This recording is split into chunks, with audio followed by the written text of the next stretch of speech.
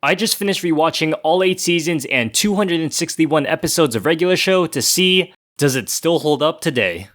Regular Show started airing in 2009 and ended in 2017, so basically I watched it from elementary school all the way up until high school. And now that I'm all grown up and moved out the house... I'm just kidding, I still live with my parents, what do you expect? I just watched an entire cartoon series for a YouTube video. As I was saying, now that I'm all grown up, I've built up quite the list of shows and films of varying quality. And I feel my understanding of what makes a quality show has significantly improved since 2009, and can now properly assess Regular Show to determine if it was really as good as we remember it, or were we just dumb kids who thought anything at least mediocre was good. Now, as a kid, I kind of noticed this, but it wasn't until later on that I realized that Regular Show uses the same format for almost every episode. This is even confirmed by J.G. Quintel during an interview with Cartoon Network. This is the key to making a quality story, right here. Character wants, needs, or is denied by something. He starts his journey to solve his problem, the story climaxes, and the problem is solved. Think back to almost any Regular Show episode, and this format is used without fail. And while some people may argue that using the same formula is boring, I personally think that it doesn't really matter. Regular Show isn't a story-based show, and while there is subplots, the focus is situational comedy. It's about enjoying the characters and humor. Whether or not you can predict the outcome doesn't matter because that isn't the focus. However, people still call out the show because it reuses the same formula, even calling it boring. You're boring.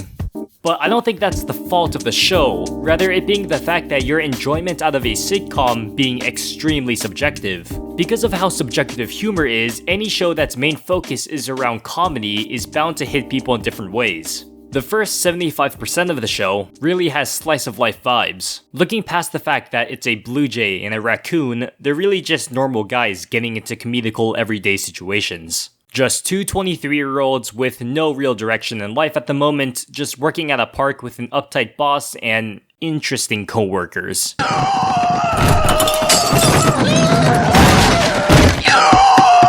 Getting into normal day-to-day problems that two young adults their age would get into. And as a kid and even now, I find the way that the characters act to be funny and entertaining. But that doesn't mean that everyone views the show in the same way. Like I just mentioned, sitcoms are extremely subjective. Even more so when you consider that what people consider common situations heavily varies depending on the demographic of each given person. My life is very different than frickin' James Charles. So while I may enjoy Regular Show, he may find it mediocre and rather watch other stuff. And that doesn't necessarily make the show bad in any sense. I don't think that anyone finds all sitcoms to be funny, but I think that most people can see why a sitcom may be funny to someone else. I personally am not a big fan of Friends. That doesn't mean it's a bad show. In fact, I can see why people would enjoy it. Its humor just isn't for me. But even though I don't find it particularly entertaining, I can definitely see why millions of others love the show. Now, we've been talking about the whole slice of life situational comedy stuff, which is only about 75% of the show. The last quarter is built around the climax, the wacky, acid-trippy stuff you see at the end of the show. And while I personally like the first 75% of the show more, the climax can be really hit or miss for me. The wackiness has brought us some of the most iconic Regular Show moments and characters. Dude, take my picture! Oh no, bro. And I think it really gives Regular Show its own unique touch, where no other show has given the same feel. But that doesn't mean it's always well written though. Sometimes the weirdness contrasts so heavily with what was built up for the entire episode that it feels like its own separate thing. And a climax without a build-up isn't a climax at all, ending up making the episode feel kind of bland since you're sent off with a lackluster ending. But when it does work, it rounds out the episode in a quick but very exciting way that plays off the latter part of the episode. I'd say that more than not, Regular Show does a good job of this, making a fun, creative ending that still feels relevant to what the entire show was building up towards.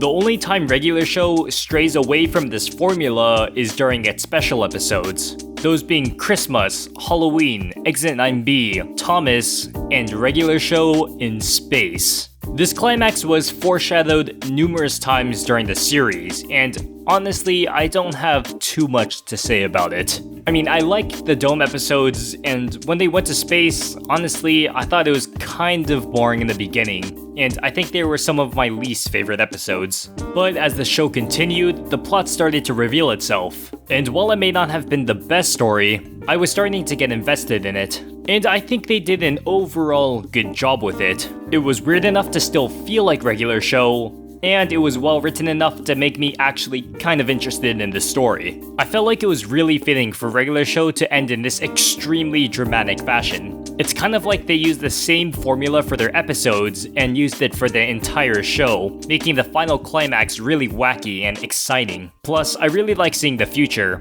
It was short, but a really nice scene. Now, in order for regular show to be funny, they need good characters to work off of. And I think they've created one of the most dynamic and unique groups in terms of cartoon sitcoms. Each character has a role they stick to, and very infrequently come off that role, which allows for character consistency, making jokes easier to create because it allows the writers to create situational jokes that they can place characters into with ease. Skips always has to clean up after Mordecai and Rigby's mess. Muscle Man is a douche to them. We can watch you lose. Gonna be hilarious.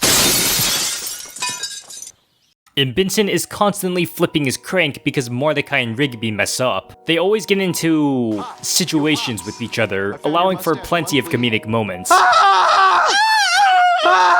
And while it may seem like none of them really get along with each other, when it comes down to it, they're all just really bros trying to live day to day. And I think that's the real charm to the characters. Because even though they may not always get along, when they need each other most, they always have their backs. Even Benson really values everyone. He only says it when he's drunk on wings though, since getting drunk just makes you say what you already wanted to say, but couldn't. I don't know if that's true or not. I don't drink.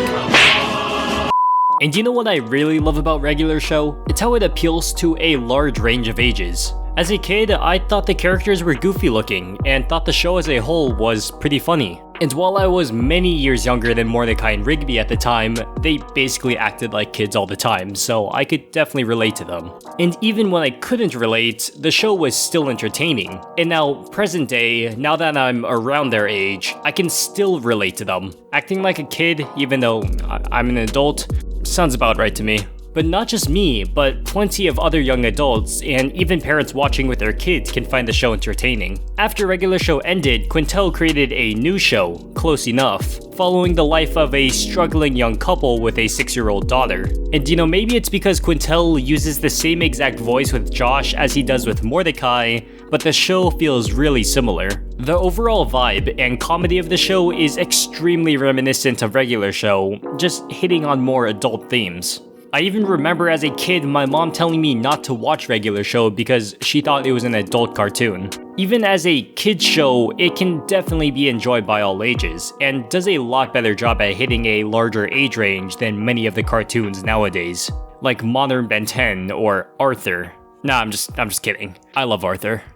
So, does regular show still hold up today? And if it wasn't obvious already, I think so. Even though it uses the same formula for almost every episode, I think it works towards the benefit of the show. I got a lot of good laughs out of my rewatch of the show and found it genuinely entertaining. And while the final arc wasn't amazing, it was a good climax to the end of an era. The characters were great, and the wacky nature of the show made it feel really unique. It can be enjoyed by a lot of people, and even if it's not for you, I think it still stands strong today.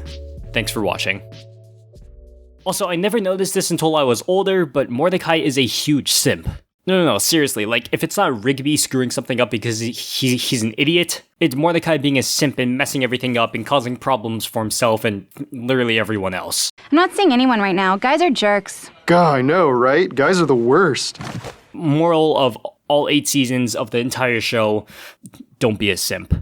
Do you guys like juice? Alright, here we go. Top 3 juices. Number 1, tangerine juice. I just found out about it. It's really good. Just trust me. Give it a try.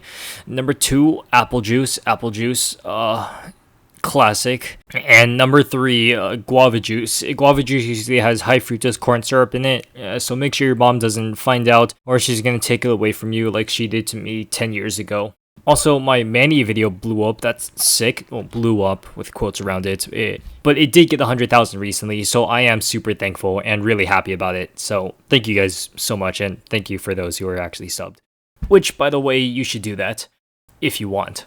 Now, thanks for watching. Seriously, thanks. And I'll see you next time. Bye.